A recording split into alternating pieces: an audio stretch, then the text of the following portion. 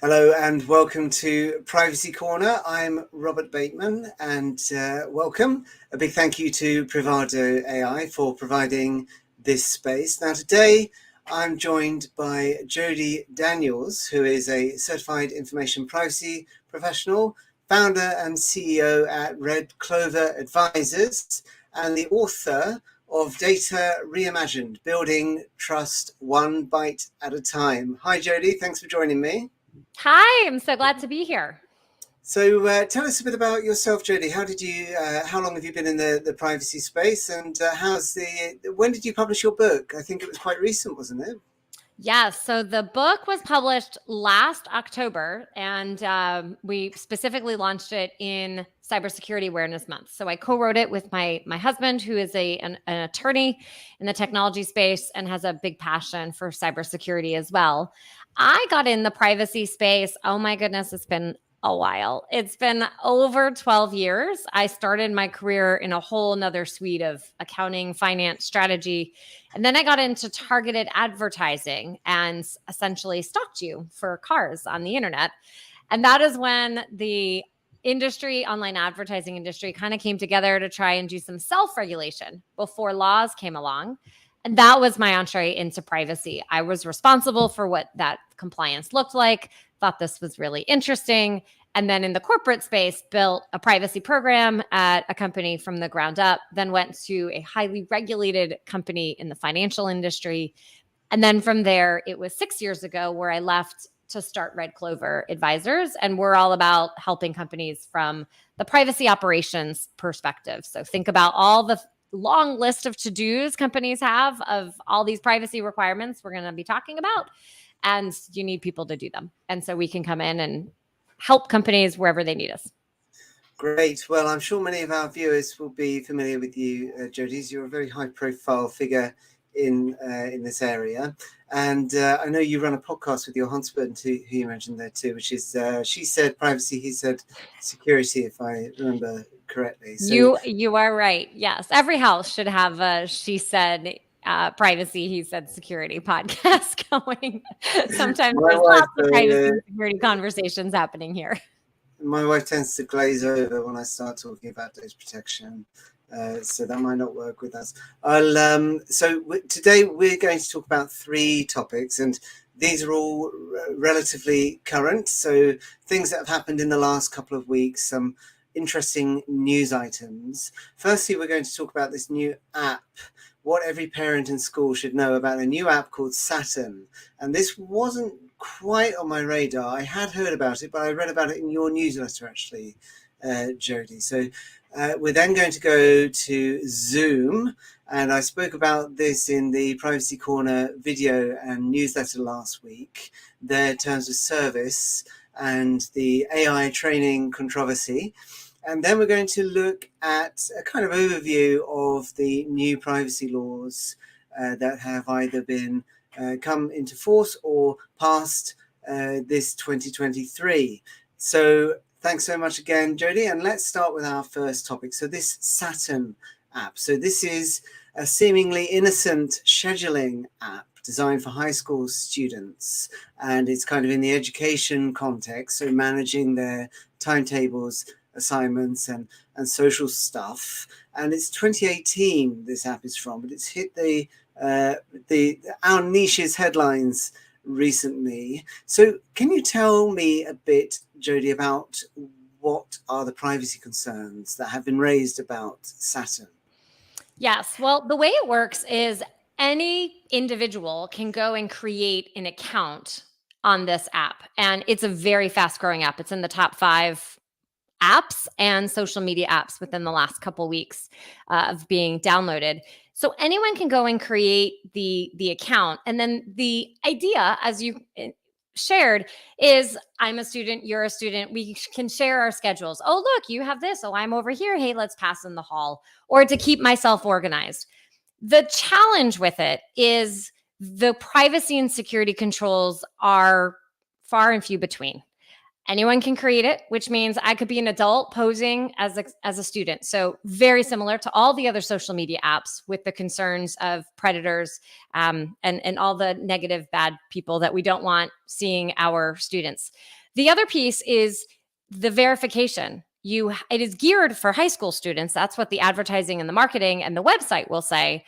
However, I actually first learned about it because I have a middle school student, and in the first 2 hours of our school releasing schedules, all the kids who had the app were then inviting everybody else. So it was hitting middle school, and there's no age gating, there's no verification other than a parent saying, no, I don't want you to have that app. So in our house, our child does not have that app, and her friends also are pretty similar. So they do not have it, but many of the other classmates were sharing it. So you have an age challenge as well. The other is that it includes very specific information about the location. So it will have class number, class teacher name, class name. All of that is available. So if I am not Jody, the student in high school, and I am actually somebody else, and I'm interested in causing harm to somebody else, I can do that. I can see exactly the location and where you are. It also will hold events. So there could be some events that are taking place on the school. Hey, come out to the Friday game or come out to the band concert or whatever, the pep rally, whatever it is. You once again have very specific location information for minors that if as a parent or a school, I want to make sure that all of those students are protected. And so when we see this very specific information, but not enough age gating and verification and vetting and protection, these are some of the concerns from both the parent side and also the school side, because unfortunately we live in a society where there are people who will use this information for bad. And for me, the learning is anyone creating any app needs to think in that regard, not all the wonderful things it's going to do, because on the surface, that sounds great. We need to dig deeper to be able to find all the holes to be able to protect the data, whether it's kids, health, financial, or pretty innocuous about a t-shirt, maybe your retail app. All of that still you have to poke all the holes to find where could a negative situation arise. So broadly then, the issue there is to do with the verification. So how do you tell users are, well, who they say they are, but less specifically, I guess, how do you tell that they're kids? Because if you wanted to, I guess it's within the realms of possibility that you could sign up for this app if you were looking for a specific child even, and maybe get some information about where they might be at a given time.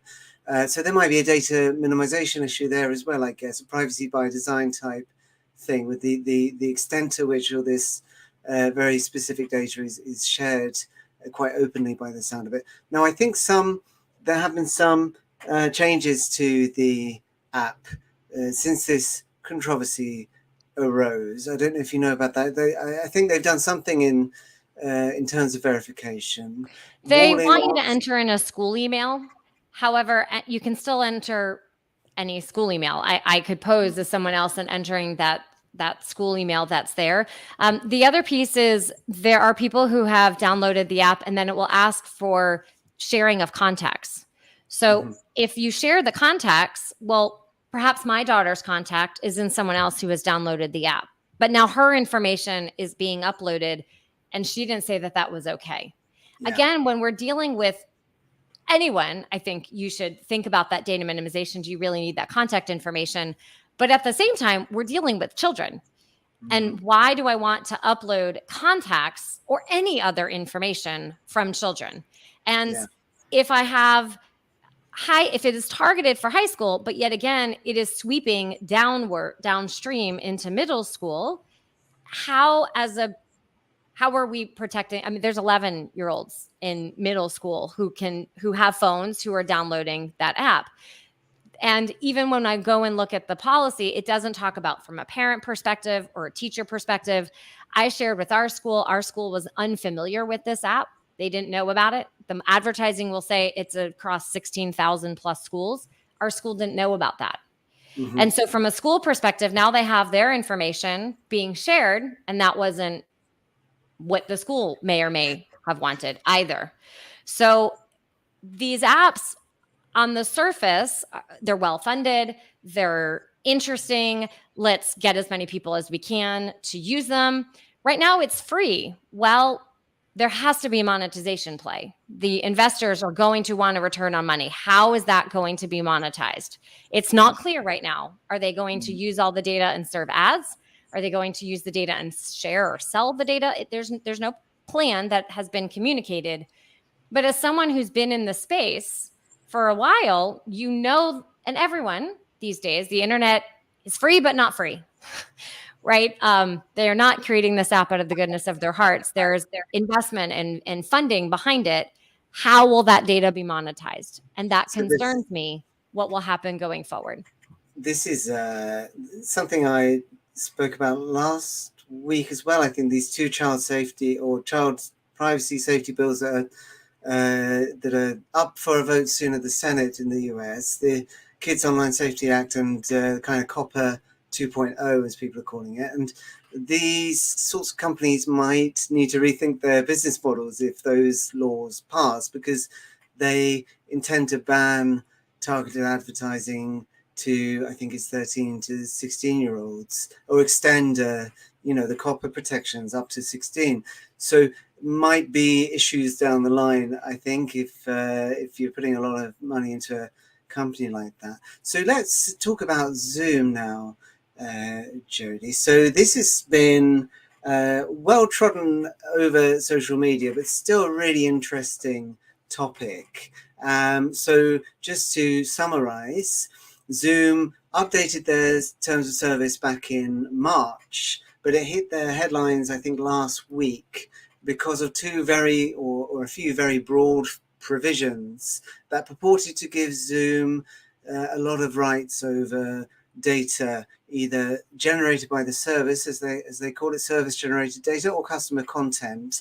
And one of the uses that they purported to have permission for under their terms of service was training their machine learning and AI models. Now they have clarified their intentions with this contract since, and inserted a new clause there. What's your view on this, Jody? Because I have seen a very broad range of reactions, from quite panicky to quite dismissive, like people are overreacting to this. Where do you sit on that spectrum?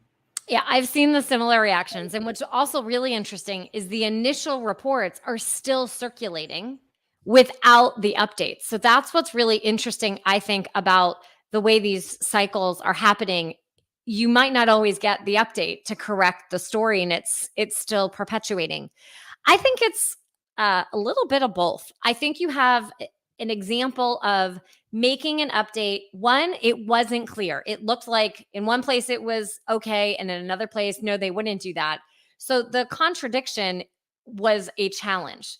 Anyone updating terms or privacy notice, this is a really prime example to make sure it is incredibly clear. You need someone else in the organization that's not only the legal team to be reviewing it to make sure that it really makes sense. And again, just like we talked about before, poking holes in it. That's the idea of some type of quality check, is to be able to identify what we couldn't see. Because when we're in it all the time, we're not going to be able to see where any of the challenges or issues may arise. At the same time, some of the arguments that I've seen are, we're all moving in this direction. There will be AI in all of the different tools in a variety of different ways. They were maybe the first and the guinea pig to be as public as it was compared to some others, but we're kind of moving in this direction. With that being said, it was a bit of a call to all privacy and security professionals who work in those organizations to make sure that their voice is heard, and to make sure that there is a difference between the private information that might be communicated to a tech company that is providing a service, compared to how some of that information could be leveraged to help the overall tool. The outrage was, I'm on a private, or utilizing technology to have some type of private confidential conversation. There were concerns in the health field the financial field, of course, company and confidential information, HR conversations. If this is the means that there's a plethora of these kinds of tools, we need to be able to trust these tools. So if the data was actually going to be used from that capacity, I mean, their business would be shut down, because no one is going to be willing to use a tool like this where everyone's eavesdropping on every single word when you have significant confidential conversations happening. Yeah. I'm hoping that was not the intent of Zoom in particular, and likely not the intent of every other company that is out there. Again, the word choice and really making it clear what data is included and what kind of data is not included, I think, is where they had a massive misstep. And then it took almost a day for this, from what I could tell, for the CEO to clarify what was actually happening. And in my opinion, the social media post I saw from the CEO was brilliant and should have actually happened significantly earlier. It was I did think that was quite a good response. It was much better than the blog post, because it was very, very clear. Here's what we're doing. Here's what we're not doing. And that's what they needed to put earlier. Yeah, I spotted that LinkedIn post, and I did think it was quite well done. I must say, I mean, I think that some people are misunderstanding that I'm on totally the same page as you. And I think this is primarily a drafting issue with the contract. And it was only a matter of time until someone spotted it. I did notice a bit of noise about this back in March when it first happened, but for some reason the whole whirlwind kicked up last week. And the fact is that under that contract, they could, you know, whether the contract was fair or not, if we take those terms in isolation, they could have done whatever they were ostensibly granting themselves the rights to do whatever they wanted with pretty much anything. And the clarification in the contract, I don't know if it really helps that much, because it says notwithstanding the above, we won't do this. But if you're saying notwithstanding the above, we won't do this, it kind of means that you're excluding that from your clarification. But still, they obviously, I mean, I will take them at their word that they don't use call recordings and so on without consent. The other thing was, of course, they used the language of consent in the terms of service, which for GDPR people is, you know, one of the 7 deadly sins. You can't consent to a whole, you know, 90-page long agreement because consent is kind of so sacrosanct under the GDPR. But I know that there are some other companies that do this as well. So a lot of people were saying, well, what about Teams? What about so? I think the point for me, though, was that Zoom's terms were just drafted so broadly, and they were so, I mean, they given what they report to have been doing, they were unclear. And I think that's a great point about when you make those changes to agreements and privacy notices, you really need to be very careful and think about assume people will read them, I suppose. Do you think that's a good takeaway?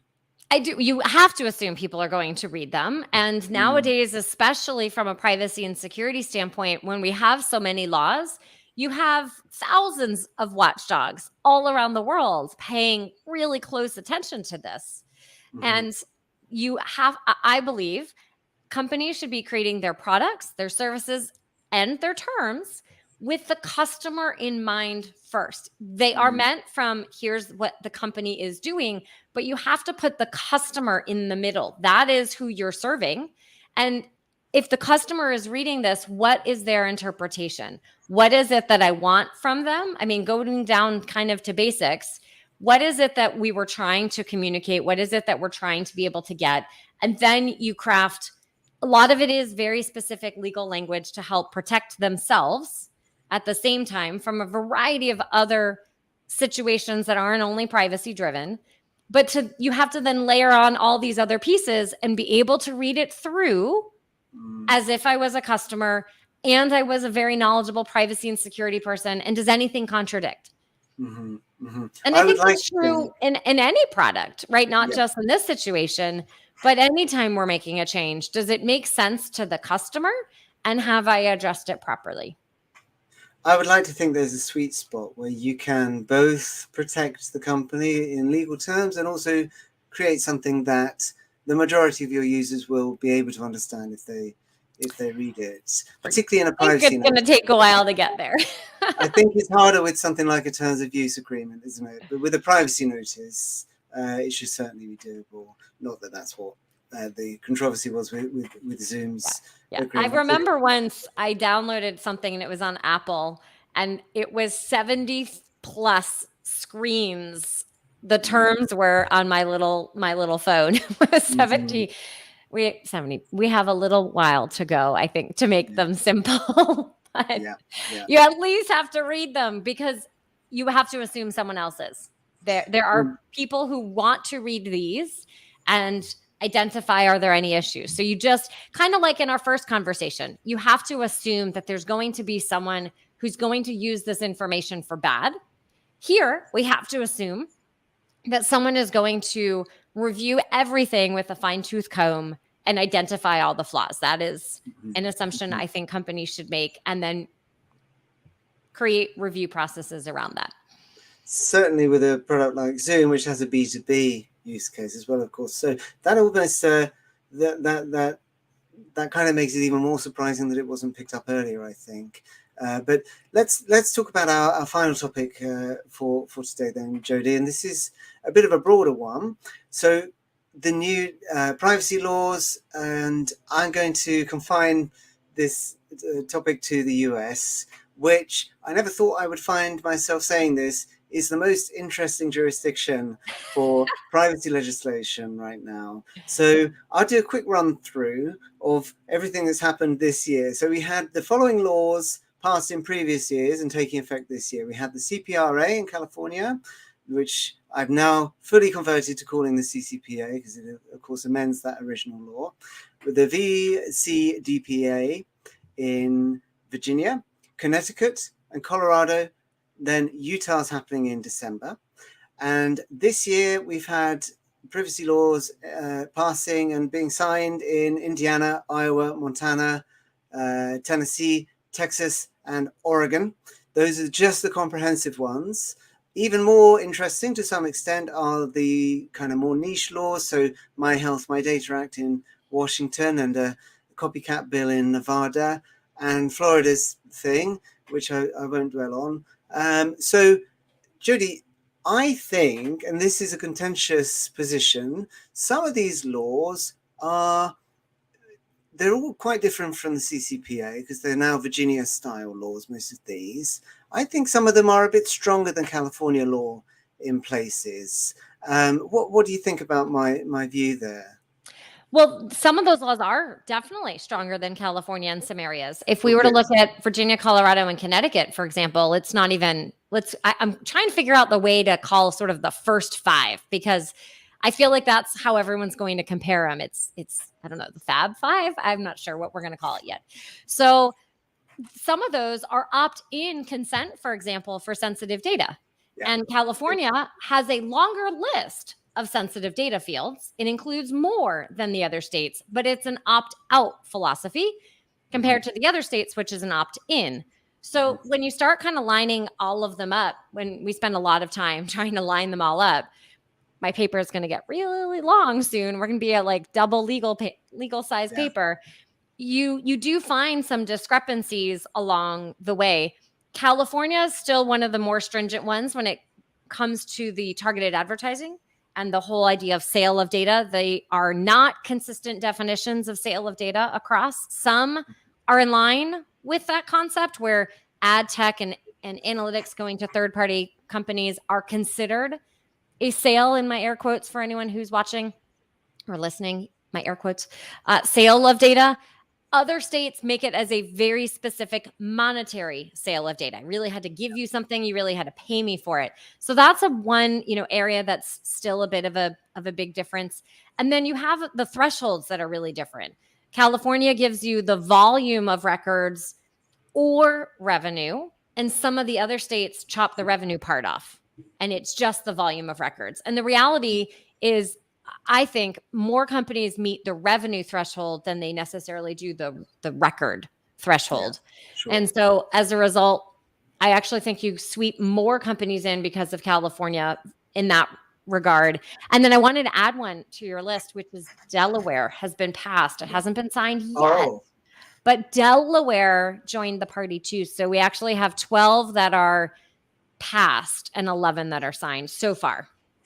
right. I hadn't caught up with Delaware, so I did read the bill. Now, I'm so glad you agree with me on California as in comparison to these others, because you still hear a lot of people saying that California is the strongest. These are kind of tech lobby bills that don't match up to the gold standard. But I think you're right. The opt-in consent aspect of some of these other laws is very important. Some of them are weaker than others. Like Utah has got, you mentioned the revenues there. It's got the baseline threshold is revenue, and then the data revenues are on top of that. So that's going to, lots of companies will escape that. And I think Colorado, we had the regulations this year as well. I haven't looked at them in detail yet, but they look pretty rigorous. So if we've got, we've got the CCPA's regulations obviously have been delayed, but once we have those and we have Colorado and another few states passing regulations, this is going to get really complicated, I think. And you mentioned there I do a lot of tables in my writing work, but I'm going to have to split them or stop doing that now, because obviously there's so many subtle differences between all these laws.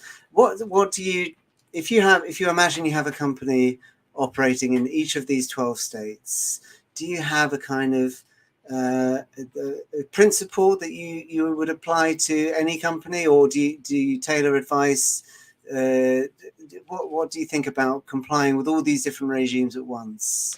What we're finding is that companies need to comply to what they deem as the strictest state, or wherever they're applicable is the strictest for them. Because as you start to get to, let's just say 10, which is still a lot, even though we're greater than that, it's going to be very challenging to say, well, I'm only going to deal with the Coloradans this way and the Texans this way and the Iowans this way. That's going to be operationally very challenging for companies.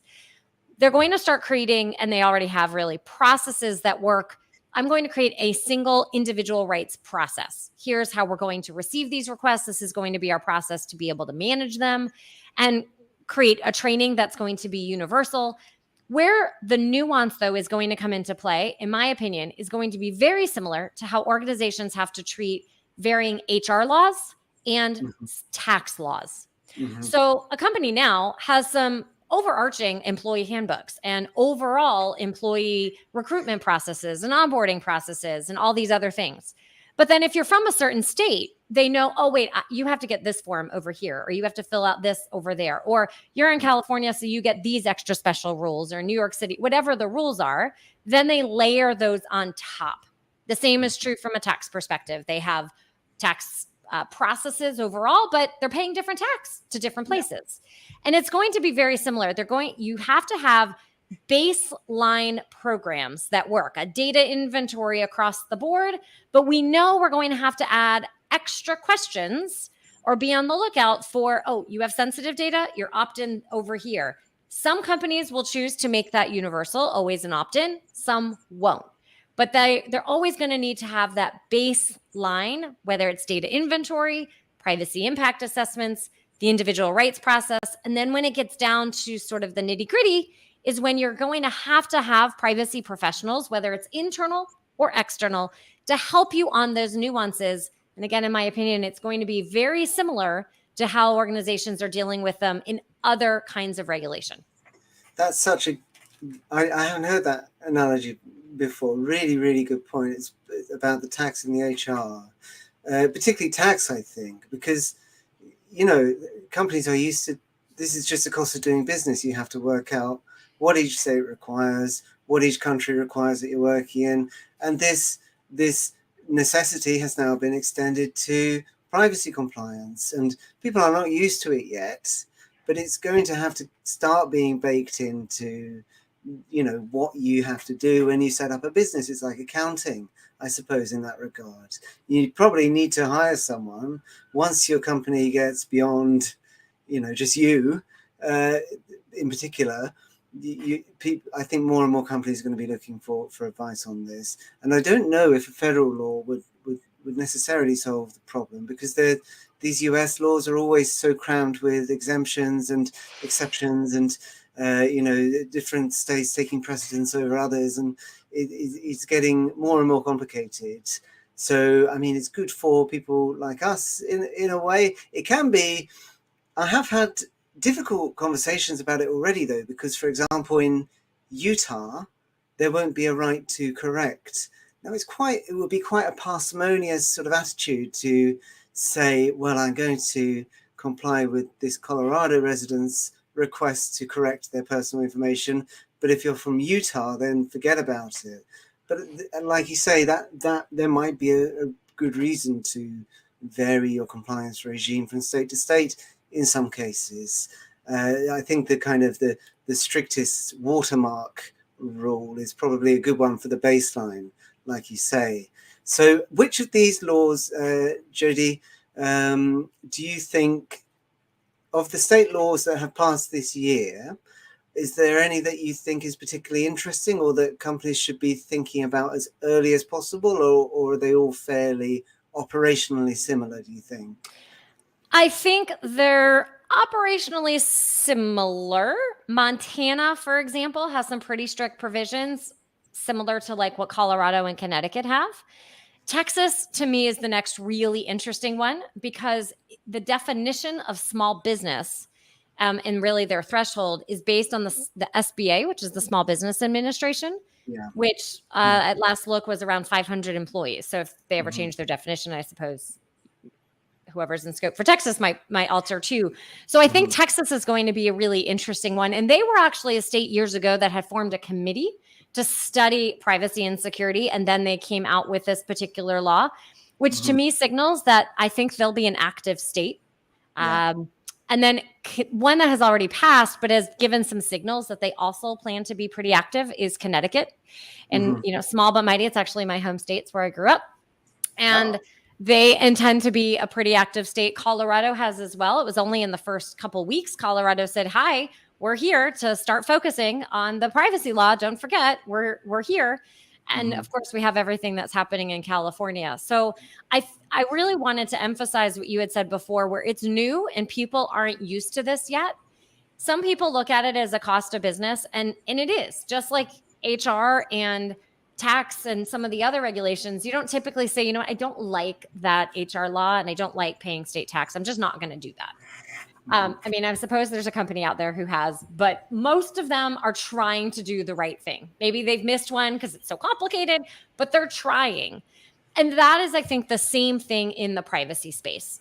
Companies have to learn to build these programs out. It isn't just a little add-on to the security team or a little piece of the legal team.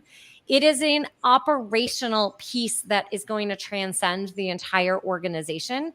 And it's just new, and everything new is a little bit harder to try and figure out how it's going to work.